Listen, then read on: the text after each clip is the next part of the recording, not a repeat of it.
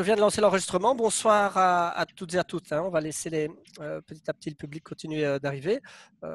Bonsoir, Monsieur Coleman. Merci de nous rejoindre.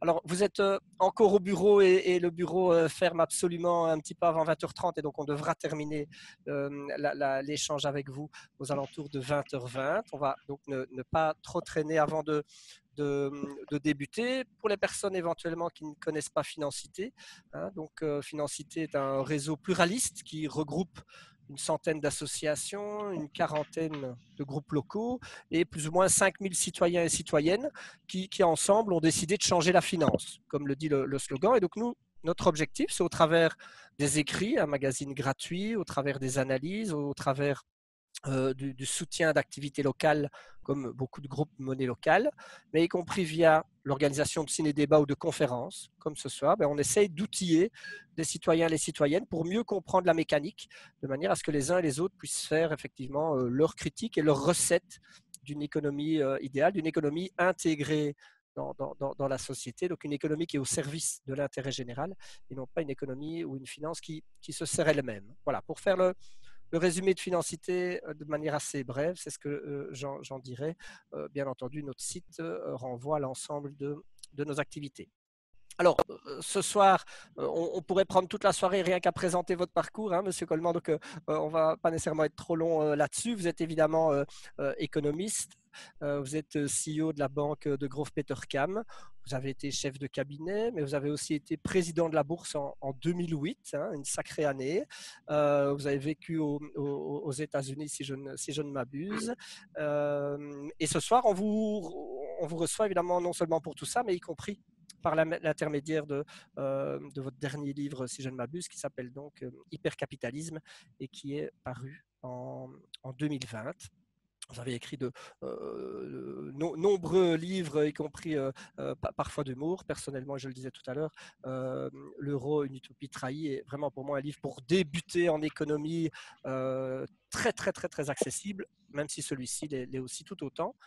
Raison pour laquelle on le présente dans notre programmation qui s'appelle « J'ai écrit pour vous », où on invite donc un auteur à nous expliquer un petit peu son livre. Alors, première question par rapport à hypercapitalisme, c'est qu'il y a un mot qui revient régulièrement, qui est la notion d'intuition, qui est vraiment répétée de nombreuses fois. Et donc, ça peut être un premier étonnement de se dire, mais nom d'une pipe, voilà quand même un grand économiste, un grand financier, et qui nous parle d'intuition. Est-ce qu'il y a une erreur de livre, ou bien qu'est-ce que ce mot fait là dans votre livre? Voilà. Tout d'abord, merci de m'accueillir ce soir. J'espère que vous m'entendez bien. Je suis vu par en bas parce que j'ai eu une sorte de crash informatique aujourd'hui. Ça m'arrive une fois par an. Malheureusement, c'était aujourd'hui. Et donc, tant le son que l'image ne sont pas bien coordonnés. Donc, si ça n'allait pas, faites-moi un signe. Je comprendrai que quelque chose ne se passe, ne se passe pas. Donc, merci de m'accueillir aujourd'hui. Oui, pour vous parler de mon dernier ouvrage qui est sorti, je pense, il y a 9 mois à peu près. Et qui est un ouvrage qui a été mijoté, mis à feu doux pendant assez longtemps. Quand j'ai pris mes fonctions de patron de banque en 2019, je n'ai plus le temps d'écrire, je n'ai plus voulu le faire d'ailleurs. Et donc c'est quelques mois après que j'ai lentement, doucement, avec nuance, de manière tempérée, repris ce manuscrit pour le publier. Et en fait, je parle effectivement beaucoup d'intuition, et j'en parle dans tous mes livres, parce que l'économie n'est pas une science. L'économie, c'est un ramassis de convergences, c'est un ensemble de disciplines qui vont de la géographie à l'anthropologie, en passant par l'histoire, la sociologie, la psychiatrie, la démographie aussi, et que donc, il n'y a pas d'économie absolue. Il n'y a que d'économie politique, par exemple. L'économie est une sorte de point de rencontre entre une expression politique et des contraintes imposées par différents phénomènes. Et comme l'économie se veut une projection dans le futur, seule l'intuition permet de la soutenir. Il ne peut pas y avoir d'économie prospective qui ne soit pas basée sur l'intuition. On peut évidemment en faire de l'économie rétrospective, c'est-à-dire mesurer les choses. Parfois même dans des buts prospectifs, ça s'appelle l'économétrie.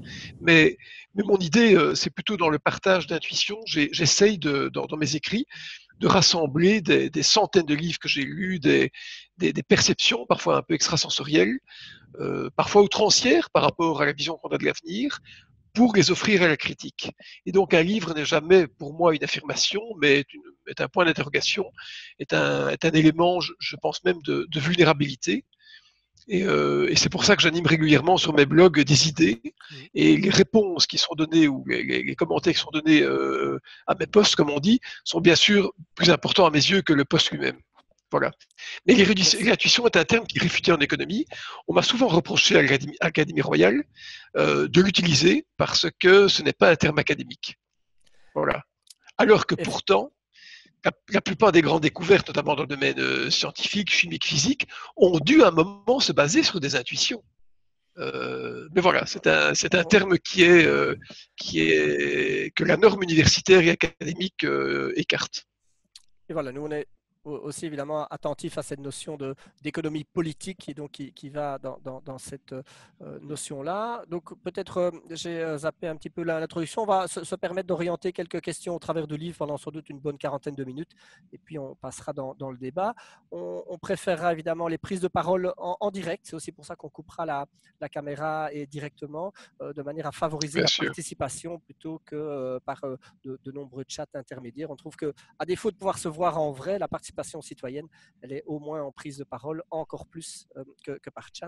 Donc voilà. Alors la deuxième question, si sans doute on partage la vision d'économie politique, une des premières questions aussi, c'était notamment sur la jaquette, vous parlez entre le capitalisme déchaîné et l'égalitarisme démobilisateur, il y a une troisième voie. D'abord, peut-être, est-ce que vous pouvez nous expliquer ce que vous mettez, en quoi est-ce que l'égalitarisme serait démobilisateur? Parce que, a priori, moi, en tout cas, c'est une notion que je ne partagerai sans doute pas avec vous. Donc voilà, qu'est-ce que vous mettez derrière cette notion de démobilisateur?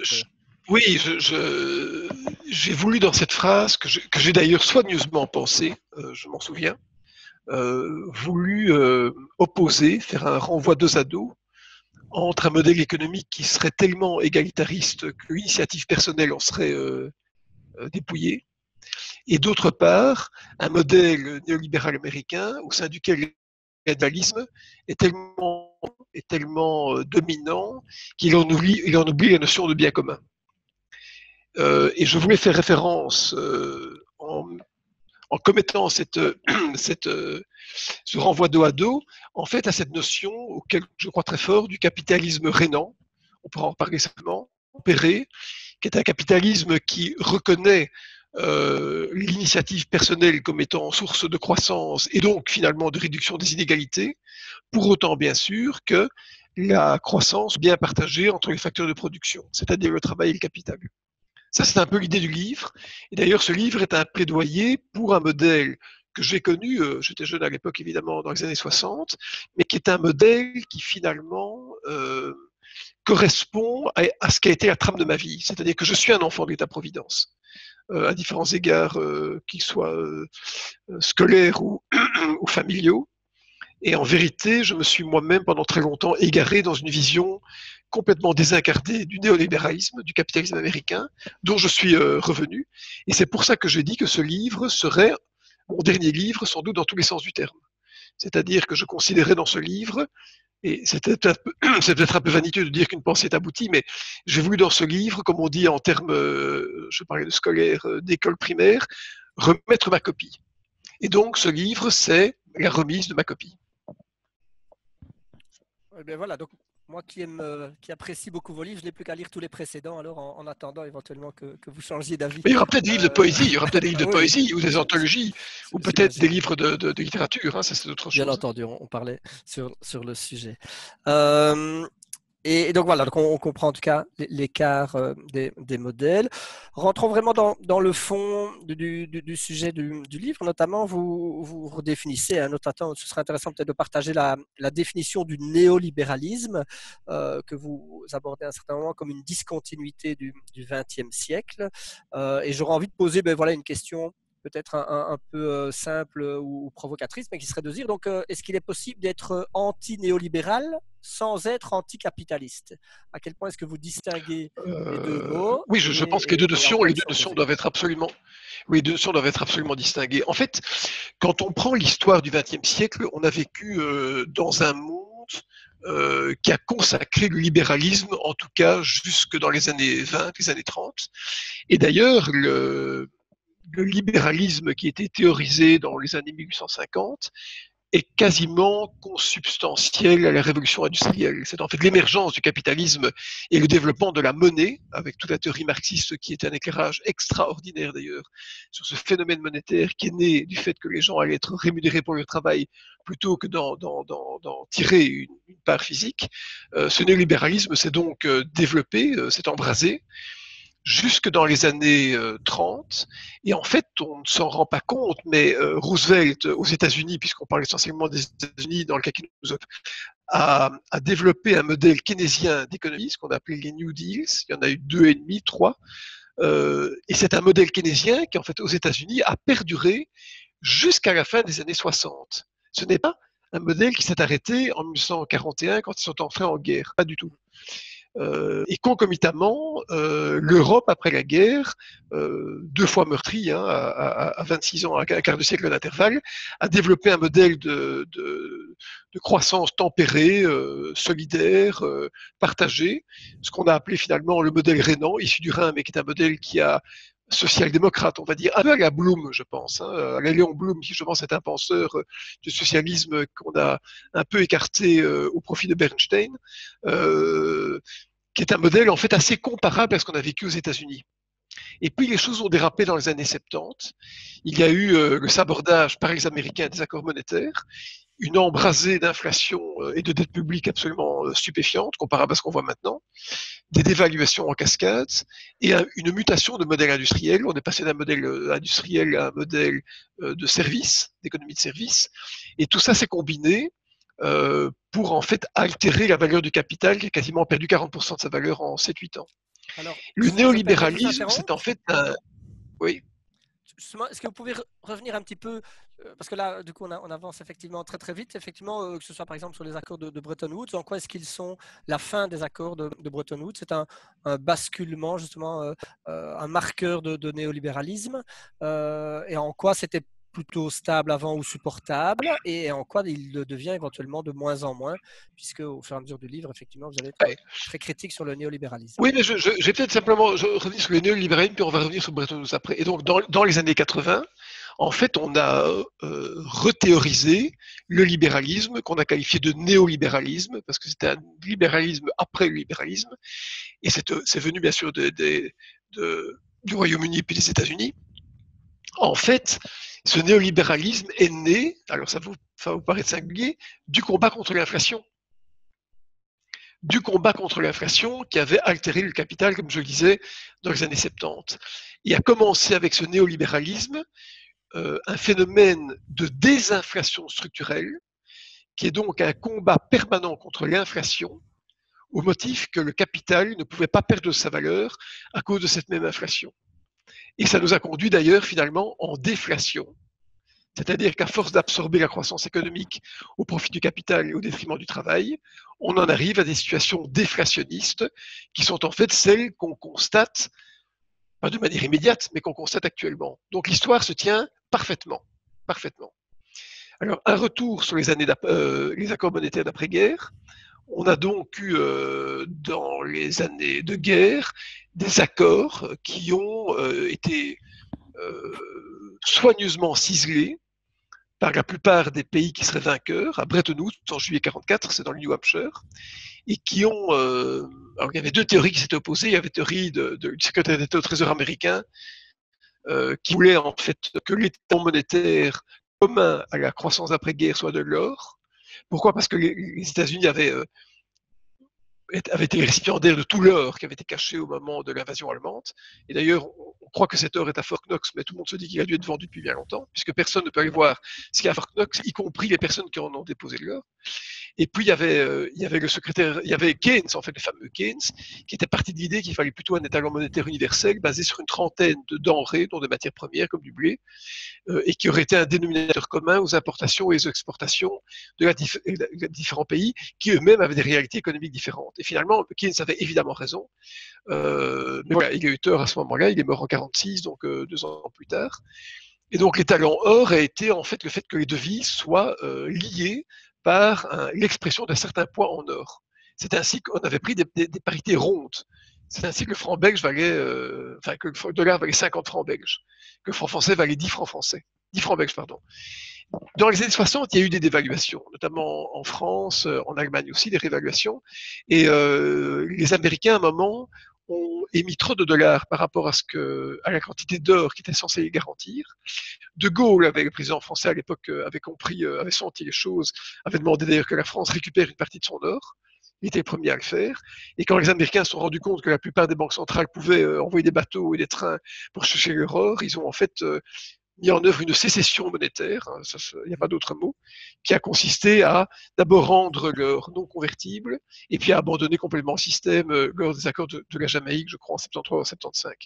Et donc, la monnaie à ce moment-là, dans les différents pays, n'a plus été garantie par quoi que ce soit. Elle était garantie par elle-même, par la foi la confiance qu'on pouvait lui attribuer. Et aujourd'hui encore, on vit dans ce système. L'euro aujourd'hui n'est pas garanti par quoi que ce soit. Bien sûr, la Banque centrale européenne achète des obligations et garantit la monnaie qui est imprimée par ces obligations. Mais en même temps, une obligation d'État vaut aussi la valeur qu'on veut bien lui donner, c'est-à-dire du papier. Donc finalement, c'est du papier contre du papier, c'est-à-dire de la confiance contre de la confiance, ou en tout cas une espérance de confiance qui soit plus ou moins perpétuable dans le temps. Et alors, peut-être pour ceux pour qui ça va peut-être un peu vraiment, du coup, ce serait quoi alors les 2 ou les 3 gros défauts du néolibéralisme par rapport à un capitalisme modéré? Qu'est-ce qui fait que pour vous, c'est un système sur lequel il faut sortir vers une troisième voie? Quels seraient vraiment en deux mots-clés? En 2 mots-clés, c'est le partage de la solidarité. C'est-à-dire que à partir du moment où on vit dans des communautés au sein desquelles les biens publics sont importants et au sein desquelles on veut assurer l'ordre social, c'est-à-dire un apaisement social, je dirais même sociétal, on ne peut pas vivre dans l'antagonisme permanent de la lutte des classes. Même si cette lutte des classes est sans doute, je crois que Marx avait raison, est un des invariables, un des traits invariables de l'histoire. Et donc, ça veut dire concrètement que si croissance il y a, et il faut reconnaître la capacité d'innovation et de création de richesse du capitalisme, c'est indéniable. Il faut en même temps se dire que tout le monde doit, d'une manière ou l'autre, en profiter. On peut comprendre que le capitalisme en profite un peu plus que les autres, puisqu'il était l'inventeur. Mais en même temps, il faut un phénomène de recyclage de la richesse pour qu'il n'y ait pas un capitaliste et une armée de prolétaires qui soient bien sûr complètement asphyxiés. Et c'est ça le danger du libéralisme, c'est que le néolibéralisme ne génère pas ses propres freins, si violence sociale. Et d'ailleurs, l'histoire de Rome est à mon avis très révélatrice. Je l'avais écrit en 2017, 3 ans avant ce qui allait se passer. Et j'avais écrit ce qui allait se passer d'ailleurs. C'est qu'à un moment, il y a un désespoir social qui peut se développer et qui conduit en fait à ce que l'ordre social soit plus assuré. L'histoire du Capitole le 6 janvier était très révélateur. Parce qu'en vérité, le capitalisme, quand on va un peu plus loin, ou plutôt la monnaie, qui en est l'expression ultime, puisque la monnaie est une façon d'accumuler du capital, est en fait un frôlement permanent de la guerre. Le capitalisme, c'est la dernière étape avant la guerre. La monnaie est presque l'évitement de la guerre. Et je m'en explique. C'est Freud qui avait très bien expliqué que la monnaie qui n'existe pas à l'état naturel. Oui, on peut dire l'or existe à l'état naturel, les coquillages, les barres de cuivre, le bétail, mais encore faut-il donner à ce bétail, à ces coquillages, une valeur d'échange et de thésaurisation qui soit reconnue par tous. Si l'or était ici en quantité tellement abondante que tout le monde pouvait en trouver dans son jardin, l'or ne serait sans doute pas une monnaie. La monnaie est en fait un phénomène d'évitement de la violence sociale. On va se battre pour un billet de banque plutôt que de se battre frontalement pour obtenir un bien d'un autre. Et donc, la monnaie calme les ardeurs, et c'est un tel conditionnement qu'en fait on va se battre pour obtenir des billets, donc une expression numérique qu'on peut trouver sur un smartphone ou n'importe quoi, plutôt que pour obtenir un bien de manière directe. Et donc ça veut dire que la monnaie est le dernier rempart avant la violence sociale. C'est-à-dire que si à un moment la monnaie disparaissait, imaginez qu'aujourd'hui la monnaie disparaisse, c'est-à-dire qu'à un moment il n'y a plus de monnaie, que nos comptes en banque ne soient pas accessibles, le Wi-Fi ne marche plus, les smartphones sont dysfonctionnels, eh bien, si vous avez faim, vous allez devant une boulangerie, vous allez casser la vitrine pour prendre, pour prendre du pain, pour manger. Et donc, la monnaie, et c'est pour ça d'ailleurs maintenant qu'on imprime tellement de monnaie, parce que comme la monnaie est un facteur, je veux dire, anesthésiant en termes sociaux, on en imprime beaucoup pour éviter l'éventuelle violence sociale qui pourrait découler de cette pandémie qui a des effets terribles en matière de disparité de revenus de patrimoine. Ça, c'est une vision un peu philosophique, mais elle est freudienne, hein, c'est pas moi qui l'ai inventée. Oui, et donc justement, donc sur cette notion de place de la monnaie et de modèles différents entre le modèle européen et le modèle de capitalisme anglo-saxon, hein, vous dites qu'en fait il y a une incompatibilité entre les deux modèles. Vous allez jusqu'à dire à un moment, ben voilà, le néolibéralisme, hein, était un passager clandestin un petit peu dans la construction de l'euro et de la mécanique européenne.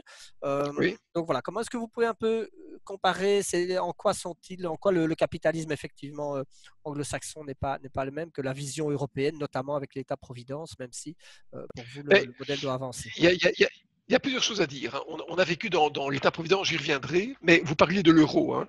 On parlait de monnaie. L'euro est une expression néolibérale. Et ça, on ne l'a pas compris. Et j'avoue que je ne l'ai pas compris non plus à l'époque. Pourquoi? Parce que ce qui distingue le modèle anglo-saxon du modèle européen, et ça, c'est très important de le conserver à l'esprit. Il y a deux choses qui distinguent le modèle. Il faut comprendre et s'imprégner cette réalité une fois pour toutes. Le modèle européen est un modèle déductif, c'est-à-dire un modèle qui est géré par des principes. Le modèle américain est un modèle inductif. Le modèle déductif est un modèle d'origine catholique, le modèle inductif est un modèle d'origine protestante. Et donc, aux États-Unis, tout se reprouve en permanence. C'est un modèle qui est par essence intranquille, puisque rien n'est pris pour acquis. Première chose. Deuxièmement, l'élément différenciant entre le modèle européen et le modèle américain, c'est la mobilité du travail. Aux États-Unis, la mobilité du travail est exacerbée par le fait qu'il n'y a pas de protection sociale. Donc, si quelqu'un n'a plus de boulot, il doit prendre sa bagnole et aller travailler ailleurs. Et ailleurs, ce sont les entreprises qui, pour la plupart, donnent une faible couverture sociale, notamment en matière de décès, en matière de pension. Et donc, les humains doivent se mouvoir au rythme de la mobilité, de la vélocité du capital. En Europe, on a un système complètement inverse.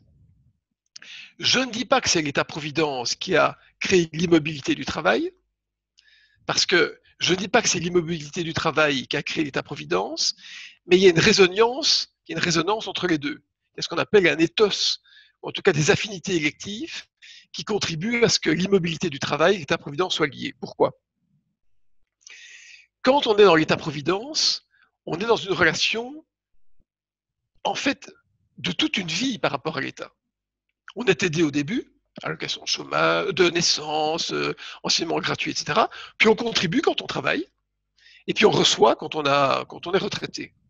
Et donc, pour avoir cette relation de débiteur et de créditeur par rapport à l'État, on doit bien sûr rester dans le même état.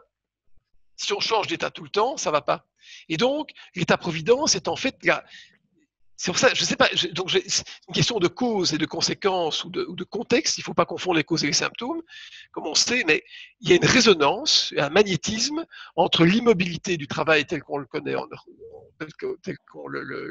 connaît en Europe, et d'autre part l'État-providence. Et l'État-providence est une notion qui est d'ailleurs née en Allemagne, hein, c'est Bismarck avec la pension, mais c'est surtout Beveridge, qui est l'économiste anglais, qui a fait partie de la commission Attlee pendant la guerre, qui a défini l'État-providence, l'État social, comme étant le combat contre 6 maux, le chômage, l'éducation, le mauvais habitat, la nourriture, etc.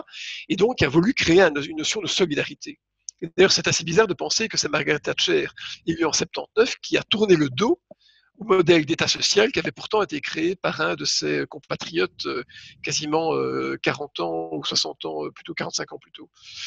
Donc ça, c'est non, quand je dis elle a été élue en 79, donc 79, ouais, 50, 25 ans plus tôt. 25 ans plus tôt. Enfin, 35 ans plus tôt, pardon. Voilà. Voilà. Donc peut-être donc on comprend bien ce côté mouvant, insécurisant effectivement sur la vision intégrée dans la perception anglo-saxonne. Vous avez compris à un certain moment et vous développez le lien entre justement ce type de capitalisme et la facilité ou la dangerosité en matière de populisme et en disant voilà c'est presque une suite logique effectivement. Le populisme découlerait en tout cas plus facilement de ce type de capitalisme. Et Le donc, populisme, c'est un peu l'aboutissement d'une. Oui, le populisme, enfin, il y a beaucoup de définition. Ouais. Enfin, je vais pas trop rentrer dans les définitions du populisme, elles sont nombreuses et variables, mais le populisme est une sorte d'exacerbation de, de l'inapaisement social. Normalement, un État qui est en paix socialement ne crée pas de populisme. La Belgique, qui est un pays, on va dire, plutôt tempéré et calme, dans tous les sens du terme d'ailleurs, même en termes climatiques, est un pays qui ne se prête pas au populisme. Parce que l'État social joue bien son rôle. On a des coefficients d'égalitarisme parmi les meilleurs au monde. Alors évidemment, ça couvre, c'est un chiffre unique statistique qui n'est jamais qu'un chiffre médian et qui couvre des situations extrêmement disparates avec des gens qui sont vraiment au bord de la, voilà, de l'épuisement social et puis d'autres qui sont plus nantis. Mais ce sont plutôt les pays au sein desquels les écarts de richesse et de patrimoine non tolérés sont vivaces que le populisme émerge finalement voilà, comme étant une réponse de désespoir finalement. Et toujours en allant dans le scénario, éventuellement dans une certaine logique d'aggravation, de populisme, etc., vous dites qu'il pourrait y avoir un troisième coup d'État monétaire. On revenait un petit peu sur les accords de Bretton Woods avec la situation actuelle de crise sociale, de crise économique, de crise écologique, et qui plus est avec cette injection massive d'argent, ça met y compris le modèle dans une relative difficulté, et vous évoquez éventuellement ce troisième coup d'État.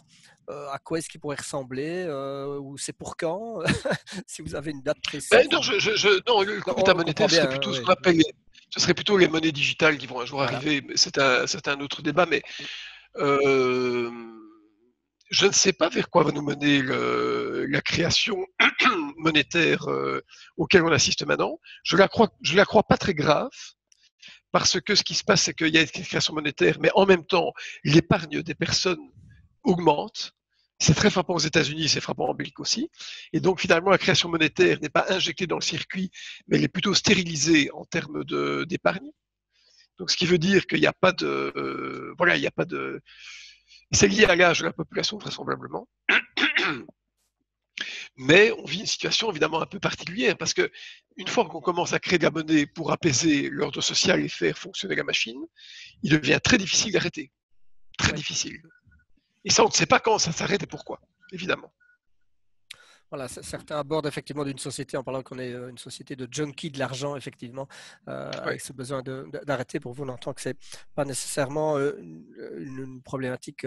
Mais ce n'est pas une problématique aussi grave que certains veulent voilà. le dire. Non, non, pas du tout, pas du tout, pas du tout. D'ailleurs, je crois que si l'État a bien joué son rôle depuis cette pandémie. En créant de la monnaie, l'État, en fait, s'est mis dans une situation d'aide sociale. Alors, de nouveau, c'est pas parfait. On peut reprocher à l'État tout ce qu'on veut lui reprocher. Mais globalement, les choses n'ont pas été si mal faites, j'ai l'impression. On va faire justement la transition avec la notion d'État. Hein. Vous abordez trois axes d'État entre l'État planificateur, l'État arbitre et surtout l'État stratège. Par exemple, forcément, moi, je suis étonné de découvrir oui, par exemple, le TSCG, il faut arrêter avec ça. Hein, donc, le fameux traité qui limite les dépenses et même les notions d'investissement des États. Et donc, se dire, voilà, je ne m'imaginais pas trouver un moment effectivement, un positionnement en disant, il faut sortir de certaines règles trop contraignantes européennes, et deux, particulièrement le TSCG. Voilà, peut-être un petit mot sur le TSCG, voilà, en quoi il écrase trop les États, et puis revenir sur la définition d'État stratège. Oui, donc l'État stratège, c'est assez étonnant parce que c'est une définition que tout le monde utilise maintenant.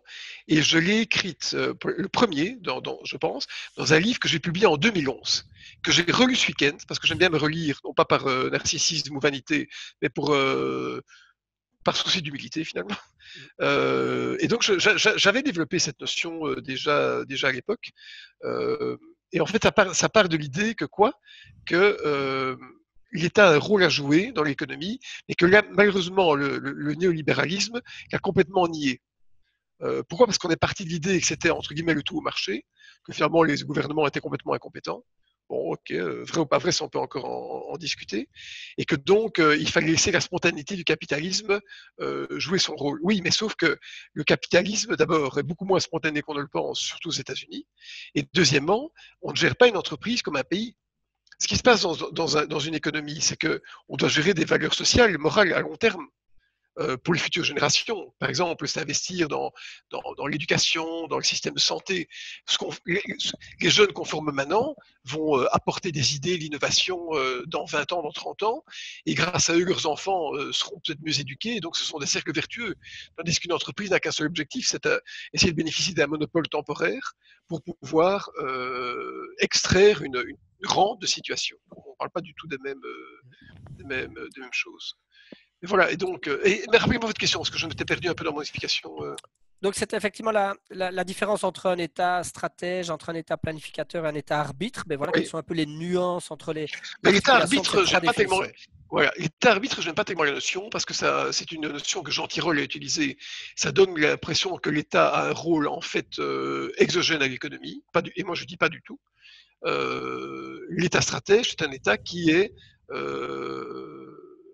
en situation de mettre en œuvre des investissements publics et d'orienter la politique économique.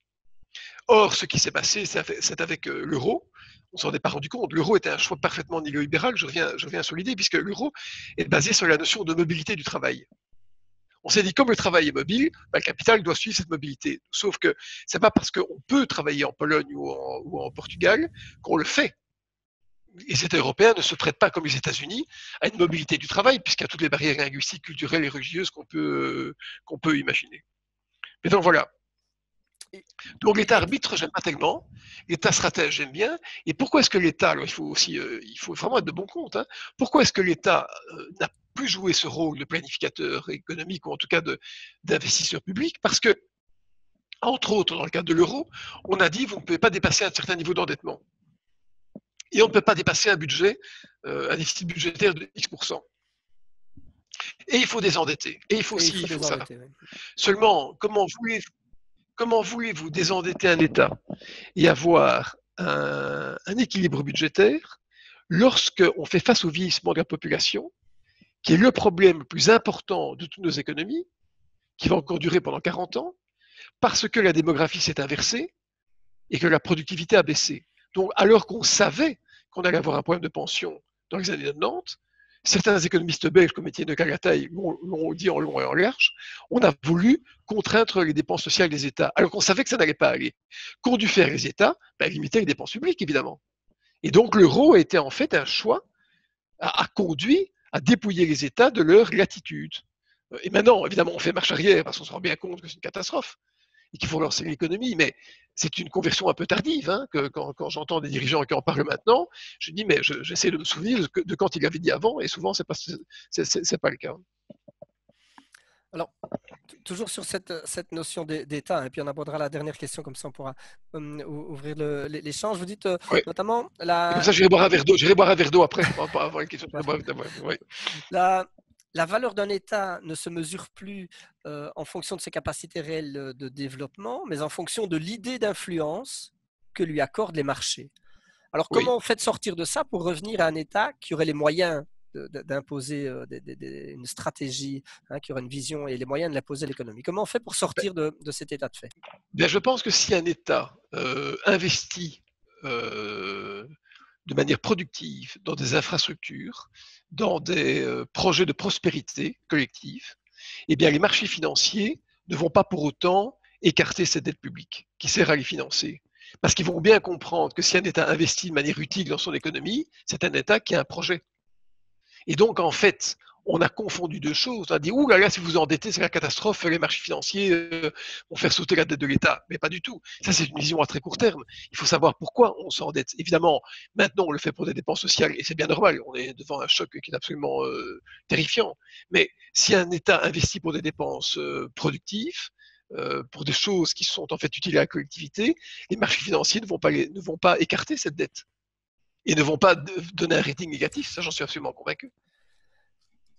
À travers vos commentaires, par exemple, ça veut dire qu'on devrait revenir à une logique de monopole d'État sur certains secteurs ou vous entendez investissement forcément comme public-privé? Ben, je pense qu'il y a certains domaines qui doivent ressortir uniquement à l'État, comme l'éducation de base, comme les soins médicaux universels et des choses comme ça. Par contre, je suis beaucoup plus nuancé quant au fait que l'État doit être présent dans des domaines au sein desquels il est en oligopole avec d'autres, comme par exemple la téléphonie. Même la banque, on peut en discuter, mais chacun a son avis sur la question. Et c'est respectable d'ailleurs. Donc voilà, je pense avoir une vision, c'est dire voilà ce qui est ressorti à l'État, voilà ce qui ne ressortit pas. Malheureusement, en Belgique, on a souvent fait ces choix par abstention ou par contrainte budgétaire, sans s'intéresser à la profondeur dans le temps des actions qu'on mettait en œuvre. Ok. Alors, la dernière notion, et on ne reviendra pas, je pense, à moins qu'il y ait des questions autour de ça, effectivement, sur la question des pensions sur laquelle vous évoquez aussi pas mal sur le livre, mais vous dites, voilà, du coup, il faut se diriger, et je vais clôturer par là, sur un pacte socialo-fiscal.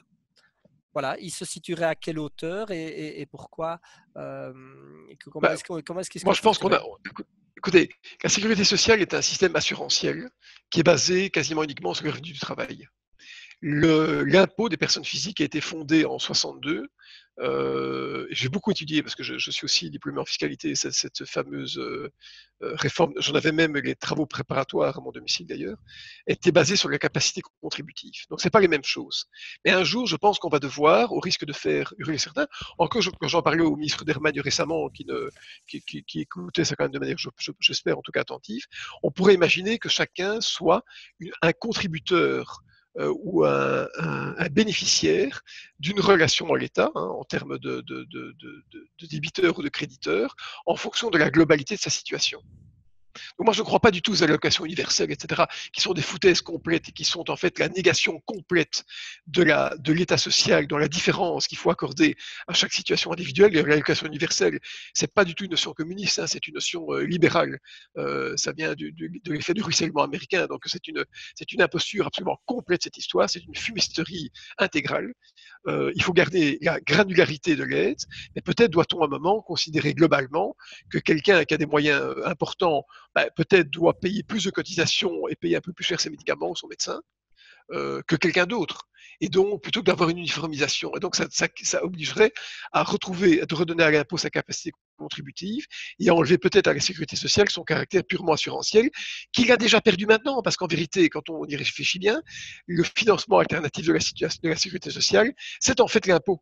Donc, voilà. Ok, voilà, on aurait beaucoup de commentaires, mais je vous propose peut-être de boire un petit verre d'eau et comme ça, on Ouais, va. donc, je dois changer Allez-y. d'étage, mais donc j'enlève mon casque, je suis bientôt Voilà, avec vous. Ça va? on va couper l'enregistrement. Vous laissez boire un petit verre d'eau. Ça laisse l'occasion de tout le monde de réfléchir. Donc voilà, c'est l'occasion pour tout le monde de faire une petite pause. J'arrête l'enregistrement.